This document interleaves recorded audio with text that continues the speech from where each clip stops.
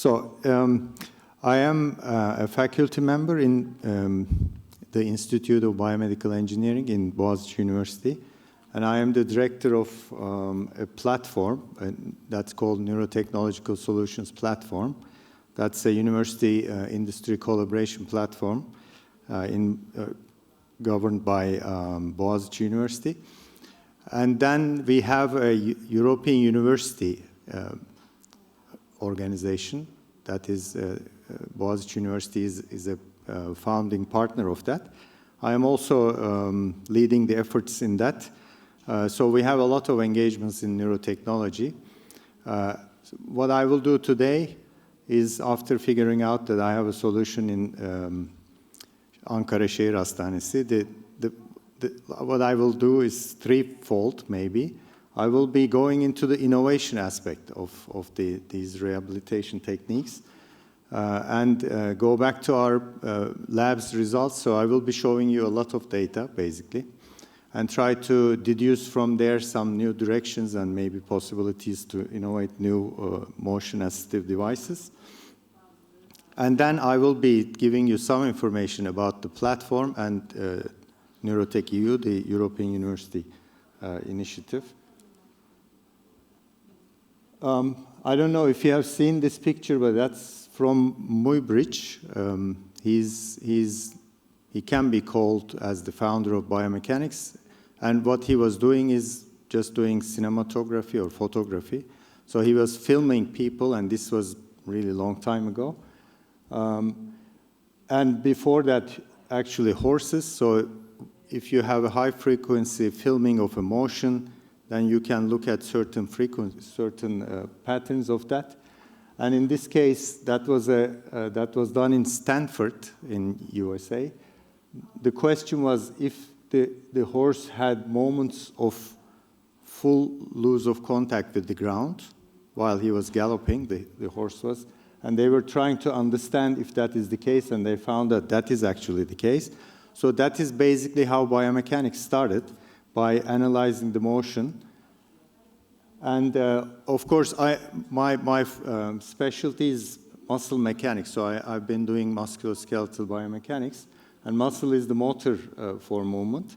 So understanding what's going on with muscle is key. And you see here, the musculoskeletal system is very complex. So I will be talking about muscle as if being an independent unit that generates the motion or force. But you see that it's packed in a very complex system. So the question we have been asking is muscle mechanics specific to a certain muscle, or is it condition dependent, which means that will the interaction of a specific muscle with its surroundings make a difference? And over the years, we have shown that it does make a difference. And from there, we have been deducing some biomarkers. And I will be talking about basically those. So neurotechnology is about sensors, data, algorithms, and context-aware decision-making in general. So I put neurotechnology to a broader context than just collecting brain data. But if you collect any data and make an analysis on it, develop algorithms leading to a context-aware decision-making, that could be very much neurotechnology. Of course, motion of a human being is there too. The question we have been posing is, can condition-dependent muscle function be a tool for neurotechnology or context-aware decision-making for motion-assistive devices? So a few standard information. Muscle is what you see here. What it does is produce force so that we can actually generate motion in our joints. But it's a complex structure on its own. Muscle fibers are the cells, and they are packed in groups, and then a connective tissue wraps them. For individual muscle fibers, also a specific connective tissue is wrapping around each of them. And each muscle fiber is a collection of fibrils, so it's a fibrous structure. And here, this is important. Each of these myofibrils is comprised of sarcomeres. I don't know if some of you I know the term sarcomere. Maybe in law you don't encounter that. it means small muscle. Sarco means muscle, mer means small. So it's basically, and how small? It's like 2 microns, very small. And this unit can produce the force this way as a function of sarcomere length. And it has two elements, overlap of which is going to linearly determine how much force is going to be there. So when I say in the previous slide, is the muscle function basically isolated function or is it condition dependent? What I mean is, will the sarcomeres attain different lengths within the muscle, or they will be at the same length? Because that's basically the discussion point in muscle mechanics. So we have been developing techniques for that purpose. What is done typically in a muscle mechanics experiment is you attach a force transducer to the end of the muscle where the tendon is and bring it to different lengths, each time activate it and collect data and then plot it so you get a behavior like this. As the muscle length increases, the force increases. At a certain point, it reaches a peak, and from there on, basically, it goes down. But if you do this, so here the muscle is truly isolated. If you do this, and I put here muscle force as one of the biomarkers, but this is going to be slow, I think, right? So, can I go to the next slide? Yeah. So if you do the experiment in the close to in vivo context like this, in this animal, and if you measure the force of the muscle at both tendons, not only just one tendon, can we get this running? Bunu çalıştırmamız mümkün olacak mı? Okay. So if you do that, then you measure that the force exerted at one tendon is not equal to the force exerted at the other tendon. And in this case, bunu çalıştırmamız gerekecek, yoksa işimiz var.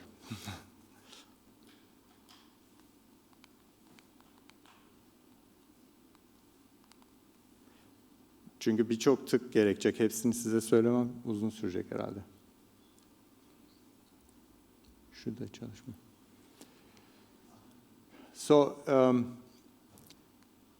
if you measure the force in an in vivo context, then you see that the force is not equal at both ends, and then the proximal distal force difference is one biomarker. This is something we found long time ago, but our group found it. And what happens in this experiment is some group of muscles stay at a certain length, and then you lengthen the target muscle, which imposes a position difference between the muscles. Tamam. Tamam. Aha. Okay. Galiba şu anda çalışıyor. What happens is actually you change the position, so muscle position could be a biomarker. And then we did at one time an experiment in which we just changed the position of the muscle. If you are patient enough, it eventually, maybe a click here would be good. Right. Then you measure that just changing the position, not the length. Everyone knows that the length of a muscle, if it is changed, the force changes. But if you just change the position, then you see that the force at both ends is also different. Then muscle position is a biomarker. All right, so now if you do, what am I talking about condition dependent? If you do an experiment in the intact compartment of the animal, which means that everything is intact, nothing is touched, just the tendons are exposed, or remove the synergistic muscles surgically, that's a radical act, but it's a major condition difference. Then you measure that the two conditions show still different force differences. So for proximal distal force difference being a matrix retains, and this means that in the joint, the muscle is going to produce either a larger or a smaller moment, but doing the same thing. So just depending on what the other muscles are doing, it can produce more or less moment. That is something important. If you could control these, then we can have neurotechnologies that are really effective. And more interestingly, in the two conditions, the joint range of motion towards which the muscle is effective is going to change. So then length range of force exertion, technical term, is a metric for that. Maybe I could go back, yeah. And what does this mean? So we have been talking about CP, for example, cerebral palsy. There, the problem is not being able to use the joint through the entire range. This means that the same muscle in a different condition can serve the joint at a wider range or a narrower range. So if you could control that, then you can have a lot of influence on the motion assistive device. So this is about calculation of what's going on inside the muscle. It's too mechanical engineering. I always say mechanical engineers are boring people, including myself. So, you know, we are nerds, try to calculate what's going on inside. But basically what's happening is, I showed you the sarcomeres, small muscles. There are many of those. If only I could run this, right. There are many of those here. And this means that there is 24% shortening. This means there is 30% lengthening. So along the same muscle fiber, some sarcomeres are highly lengthened, some are shortened. Then that, and this reflects on the force production. You see that this is the distal part where the force is low, and this is the, high here, and then here is the proximal part, the force is low. So this reflects on the muscle's contribution to the joint moment directly. Then the length of sarcomeres, or along fascicle length changes, is a metric, is a biomarker. Let me try to. If we go to the next one, right. So we did some MRI analysis in vivo, this time in human. And then in the MRI bore, we changed the joint angles and tried to, in a passive way, try to look at in actual human muscle what's going on. And we found this. So the idea here is to see color or not, basically. I won't go into details, but when you see color, it shows that in a condition-dependent way, what is the condition change? Knee angle is changed. And in a passive form, the muscle is forced to lengthen.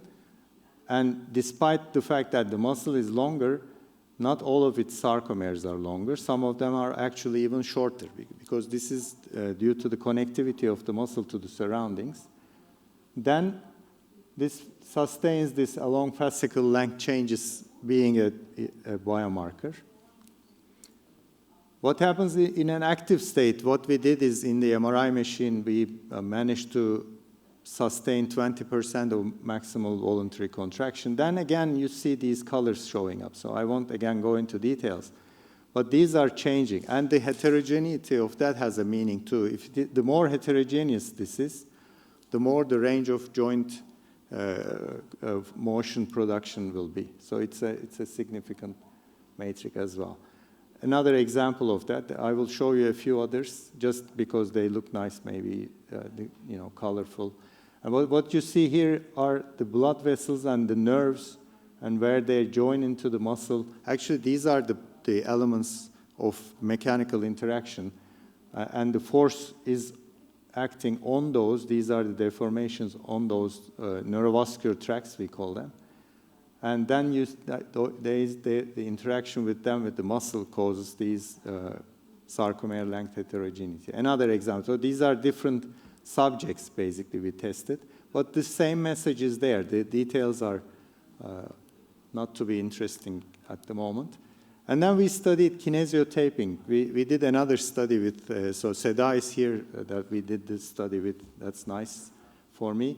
I don't know if you know kinesiotaping. The elastic tape that you may see on sports people, for example. So this is one, and we studied it in MRI. So regardless of what's going on here, because there are all these techniques, you stretch this way and that way, some have some expectations. But inside the muscle, when you put something elastic on the skin, so if you load the skin, then inside the muscles, you see some deformations, right? So I won't go into kinesiotape aspects, but what this shows is the skin strain is a biomarker. So if you look at it the other way around, if you do something with your muscle, there will be internally things happening, deformations, which can be deduced on the skin, right? So I don't see kinesiotape as the main example here, but the opposite viewpoint. So this is what we did with Seda. She's sitting here. That's nice.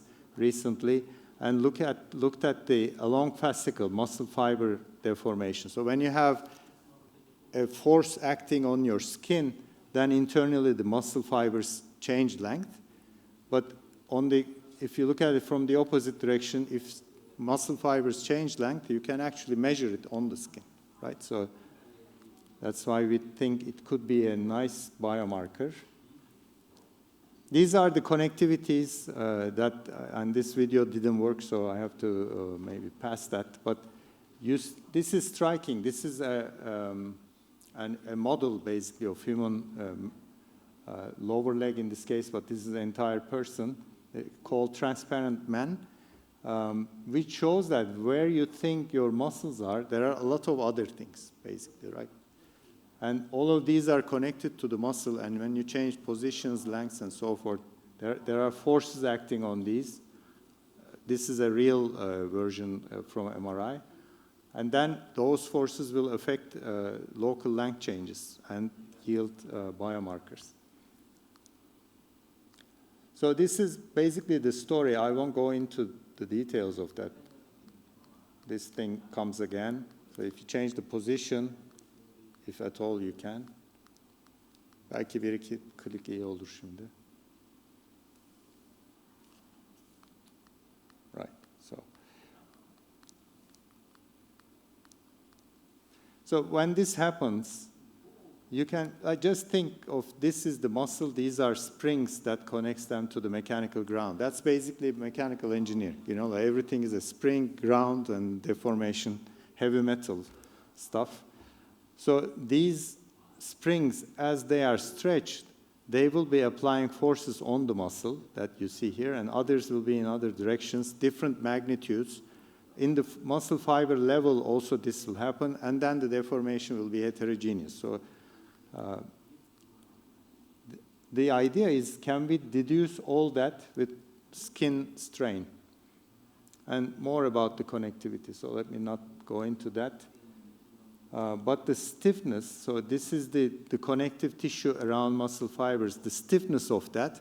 And why am I signifying it? Because, for example, in cerebral palsy again, it is considered that these tissues are stiffer, right? So their stiffness, if you can quantify that, can be a determinant, a biomarker for your neuro device to serve those people.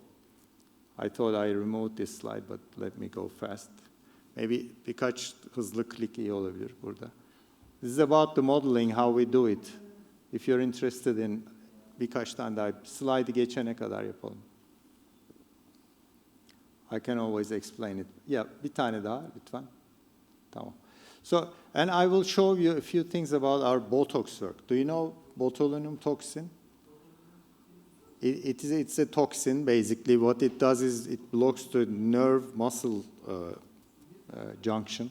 So the muscle gets partially paralyzed. The idea is that. It's used widely in cerebral palsy, thinking that maybe the force is too much, but most of the times it is done to silence some mechanoreceptors, muscle spindles. You know the stretch reflex, so if you tap on your knee will be extended. We all have that in CP. That is not easily controlled. So it's exaggerated. So to get rid of some of the sensors that causes that, they use Botox. But what we were thinking is they still inject it into the muscle, and that is the motor for motion. I mean, these people don't have other motors, but that as their motors. So will there be changes to those muscles? And the expectation using Botox is it should reduce the stiffness of the muscle. It should reduce the passive force, basically. It should increase the range of motion. The muscle is functional. And then we did some specific testing of those. And this is Botox-free. This is Botox case. in one muscle. This is another muscle. Botox-free, Botox case. You see that the passive force is increasing. And mechanically, if you have a curve like this, the green curve, I mean, if you calculate the slope, it's the stiffness, basically. So apparently, the muscle with Botox is stiffer, thinking that it could be compliant. That's some problem with Botox we found, but the idea here is muscle stiffness can be a biomarker. So if you can measure that, you can actually birkaç tane daha click, yeah. And then what is determining muscle stiffness is collagen content, because we have been showing that Botox-treated muscle has more collagen. So more collagen comes, and then the tissue becomes stiffer. Another expectation, the range of motion to be increased with Botox.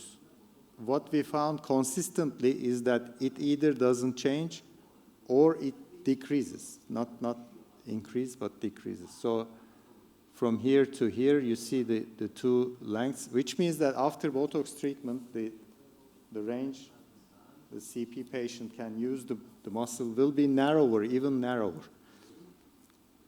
But now I look at it from a different perspective. So I have always been finding our Botox results interesting, and we found a solution to this problem, had a patent of that, hoping that we may be rich one day, you know, because Botox has like $3-4 billion budget every year globally. Probably that we won't get rich, but okay. But the idea here is if the muscle is stiffer, then its range becomes narrower. That's what I'm more interested. So I'm using the Botox example to see a foundation for the biomarker. And if the collagen content increases, then again the range of the muscle will be narrower. So we did again finite element modeling of the Botox case and just looked at the effect of stiffening the muscle. So pre-Botox, no partial paralysis. Acute Botox, this part is not activated in the muscle model. The interesting thing is the next one, long-term effect. Again, this part is not activated, but the muscle is made stiffer. And then post-treatment, what happens with Botox is it goes away. So the paralysis it causes vanishes in 4 months. So this is simulating that, but so everything is active, but the stiffness remains. So we just made the muscle stiffer. What would happen in the long term? You see that the narrowing takes place. In the even longer term, it increases, and post-treatment after Botox is gone, some of this narrowing remains constant. So this is what the model shows. Of course, model is not the reality, but we have shown it in the experiments. We looked into the muscle with this to try to explain the mechanism, which is complex. I don't go into that. But the news is if the muscle stiffness and collagen content increases, then the length range of force exertion is affected. If in a pathology those are the problems, like your length range is a problem, in which many cases that's the situation, then you can control it by measuring the stiffness of the muscle from the outside. Now, I will show you a few things about cerebral palsy and then start wrapping up. Typically, it has been observed that the patient's joints are held in a flexed position like this. If it happens in the knee, then you have a flexed knee. If you try to walk like that, then you won't be able to land on your heel, but maybe toe, and then the walking pattern is disrupted. So the expectation is there are high forces that limit joint extension when the muscle is at a short length or in flexed position. So this kind of a benchmark is expected. When the muscle is the shortest, the force of it is the highest. If we can measure that in CP patients during surgery, that's what we looked at. So we devised a crazy experiment, convinced some of the collaborators, orthopedic surgeons, to do this experiment during the surgery. So we attach this force transducer without cutting the tendon loose from the attachment site, controlled the joint angle, and activated the muscle maximally, and collected a joint angle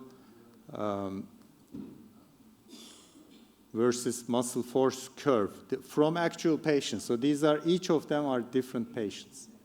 And these are not online or anything. Probably we don't have low issues or such. But the thing is, with this muscle, this is one of your muscles, one of the hamstrings in the back. So it's a knee flexor.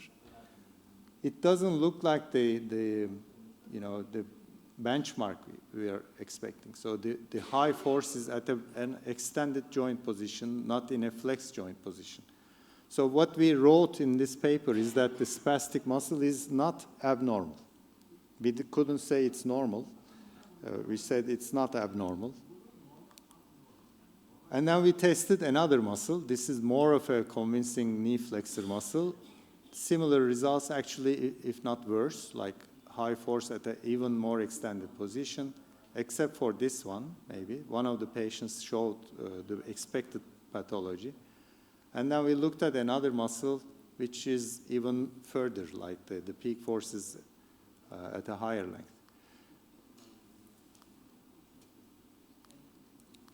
Bir tane tık yapabilirsek bir sonrakine.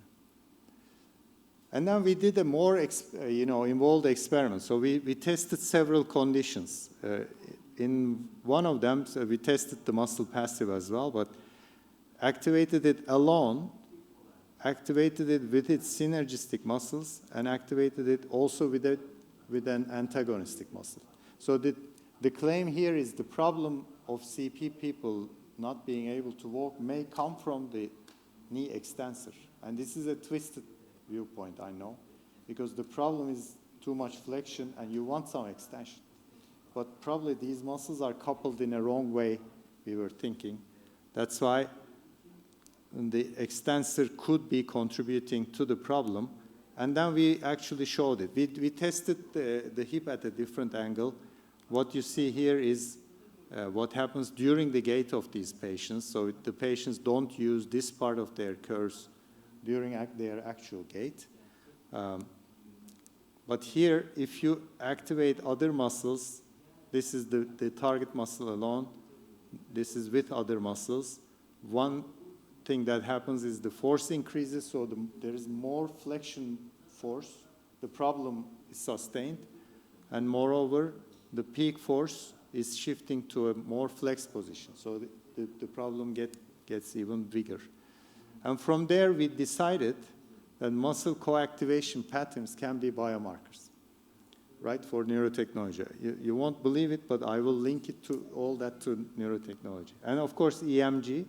And there is this MMG, magnetomyogram. That's a new technology. I know the name. I know people are working on it. I don't know anything else about it. But EMG is the activation patterns of muscles.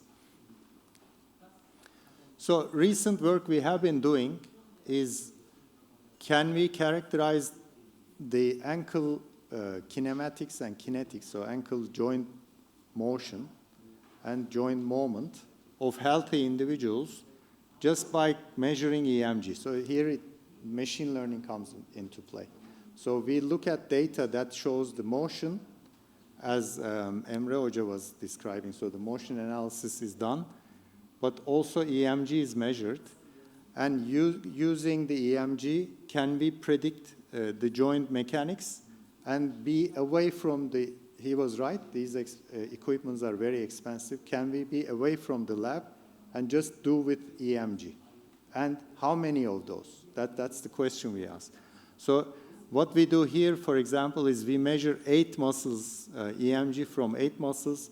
So that has 256 combinations. Basically, we study all of them and rank them and try to see which combinations reflect the joint mechanics the best and try to find the minimum number of sensors from those. This is also patient-specific, basically, when you do that. So if we can maybe do just with 2 EMG measurements and represent the joint mechanics and then use it as a control algorithm for powered prosthetic devices. So Emre Hoca was mentioning those devices are very expensive. They really are. Like one of them could be 100,000 euros in the market. So can we produce even better ones, develop even better ones with much cheaper and less number of sensors? That's the idea. So conclusions tell that over the years we have been identifying several muscle-related biomarkers. I include here also the mechanoreceptors response. We did some work but couldn't publish it yet. Because what we think is, for example, the spindles, muscle spindles, people think they measure the length of muscle. We think they measure the length distribution along the muscle fibers. But we have to prove that. We have data but didn't publish it yet. Okay, so with that in mind, with all of that, we started this Neurotechnological Solutions platform. That's a TÜBİTAK 1004 project. I don't know 1004 if you are aware of it. That's only in Turkey anyway, but that's a university industry collaboration project. There are 20 of those platforms in Turkey, not more. There was a third call. Some of them may be formed. So we have these universities. These are the key beneficiaries in this platform. You see Boğaziçi is leading it, but we have Bilkent, Sabancı, Yeditepe, Istanbul University as academic partners. And we have Karel Kalıp and two major companies as industry partners, but also other smaller companies as industry partners. We collaborate with a bigger ecosystem nationally, but also internationally. And I will be showing a few things about this NeurotechEU. That's the European Universities Initiative we run. Just I will show you, the name, the European University of Brain and Technology. And if I can, bir sonrakine geçebilirsek. Yeah, these are the partners. Boğaziçi is one of them. So you see now, I won't go into those, but it's an 8-partner, we will become 9-partner soon, alliance that aims at developing the future university and will run until 2040 on the field of neurotechnology. And there has been definitions I've seen yesterday of neurotechnology. NeurotechEU divides it into 8 dimensions that you see here. And what we focus on is neurorobotics, basically. And we do also bibliometrics. Emre Hoca was showing some results. Maybe I won't go into details, but you see here in neurorobotics, like the key technologies include, again, AI-based. Like it's all over the world now, AI-based technologies. Everyone is working on those. And some others are battery technologies, optimization, biomechanics, robotics, finite element modeling. So some of the things that I was showing to you. But the challenges, we look also at the relationships between the challenges and technologies. And I think that there is not a good connection. We also focus on that. These are the things we do in NeurotechEU. Bir sonrakine geçebilirsek. In the neurorobotics field, in the field of medicine, though, technologies and challenges are linked. So that in the medicine field, people know what they're doing. And the challenges, Emre Hoca also showed, stroke is the key challenge. Everyone is really working on that. But Parkinson's disease, multiple sclerosis, CP is relatively minor always, but the pathologies that we are working on in the platform are there. I will wrap up very soon. Each slide is a challenge for me. So the Neurotechnological Solutions platform has 3 focus areas, and the one that I am describing is this one. So we are developing exoskeletons, several neuro devices, battery technologies, new wearable sensors, some wearable neuromodulators, and then, of course, a smart prosthetic device, powered prosthetic device with the technologies that we are developing. I will show you these are the other focus areas, and we have one on education, which I find extremely important. So the research and development ecosystem, to sustain that, we are doing stuff. But also imaging. Here is the interlinkage between the partners and the co-development process. So like one partner develops one technology which is input to another partner's development, and that's the idea. And finally, this is the lab that we are using. Yeah. So this is the list of possible biomarkers I was getting at, and I showed you that muscle force, muscle position, skin strain can be useful biomarkers. And now we are using those by developing a novel wearable sensor. It's a strain gauge, basically, that doesn't have energy needs and also wireless. But we can measure these, and from these we can actually get to the specifics that I was mentioning. Using EMG and IMU, we will be developing these exoskeletons. This is already developed almost. For this, we are developing the control algorithms. So use these biomarkers. And for cerebral palsy, we are actually developing a neuromodulator. There were a lot of those discussed yesterday, neuromodulators. What we do is not neuromodulate the brain, but we go in the extremity level and try to control the activation of a muscle. If you remember, I showed you that co-activation of muscles, even the antagonistic muscle, may be the problem.